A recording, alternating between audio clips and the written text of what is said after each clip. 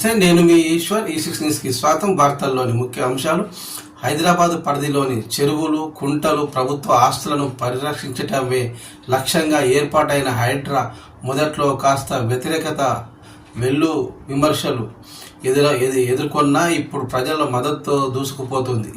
ఈ క్రమంలోనే నగరం నలువైపుల నుంచి బాధితులు పెద్ద ఎత్తున హైడ్రా కార్యాలయాన్ని ఆశ్రయిస్తున్నారు. హైడ్రా కార్యాలయానికి వచ్చిన ఫిర్యాదులను కమిషనర్ ఆధ్వర్యంలో అధికారులు త్వరితగతిన పరిష్కరిస్తున్నారు. ఈ క్రమంలోనే హైడ్రాకు వచ్చిన ఫిర్యాదుల మేరకు శుక్రవారం రోజున అమీన్పూర్ మున్సిపాలిటీ రంగనాథ్ పర్యటించారు. మున్సిపాలిటీలోని ఐలాపూర్, రాజగోపాల్ నగర్, చక్రపురి కాలనీ అసోసియేషన్ సభ్యులతో రంగనాథ్ సమావేశం అయ్యారు. ప్లాట్లు కొనుగోలు చేసిన బాధితుల ఫిర్యాదు మేరకు ప్లాట్ల వద్దకు వచ్చి బాధితులను కలిసి వివరాలు అడిగి తెలుసుకున్నారు. అనంతరం వారి ప్లాట్ల ఫిజికల్ పొజిషన్ పరిశీలించి వారి సమస్యను కులశంగా అడిగి తెలుసుకున్నారు. వారి సమస్యలకు వెంటనే పరిష్కారం చూపుతామని బాధితులకు.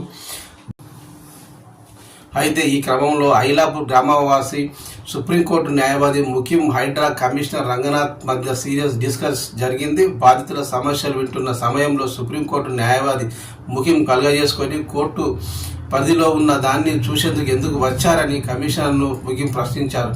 ఈ క్రమంలోనే ప్లాట్లకు సంబంధించి పలు ఆధారాలు కమిషనర్ రంగనాథ్కు చూపిస్తూ మీరు తెలుగు చదువుతారు కదా అని ముఖిం అడిగారు. దానికి స్పందించిన రంగనాథ్, నేను తెలుగు చదువుతా, అన్ని చదువుతా, కానీ మీరు చెప్పేది చెప్పండి, ఎక్కువ మాట్లాడకుండా చెప్పాల్సింది చెప్పండి, ఎక్కువ ఓవర్ యాక్షన్ చేయకండి, మీరు ఓవర్ యాక్షన్ చేశారనుకోండి అనవసరంగా ఇబ్బందులు పడతారంటూ సీరియస్ అయ్యారు. హైడ్రా అనేది ఒక వ్యవస్థ అని, అది ప్రజల ఆస్తులను కాపాడేందుకు, ప్రజా సమస్యలను పరిష్కరించేందుకే పనిచేస్తుందని కమిషనర్ రంగనాథ్ తెలిపారు. న్యాయస్థానాలను, చట్టాలను ఎలా గౌరవించాలో తమకు తెలుసు అన్నారు. చట్టాలను, అందులోని లోతును, గూఢార్థాలను అర్థం చేసుకుని తాము పనిచేస్తున్నామని స్ట్రాంగ్ వార్నింగ్ ఇచ్చారు. లాయర్కు రంగనాథ్ ఇచ్చిన వార్నింగ్తో అక్కడున్న స్థానికులు చప్పటితో తమ మద్దతు ప్రకటించారు. ఇందుకు సంబంధించిన వీడియో ఇప్పుడు సోషల్ మీడియాలో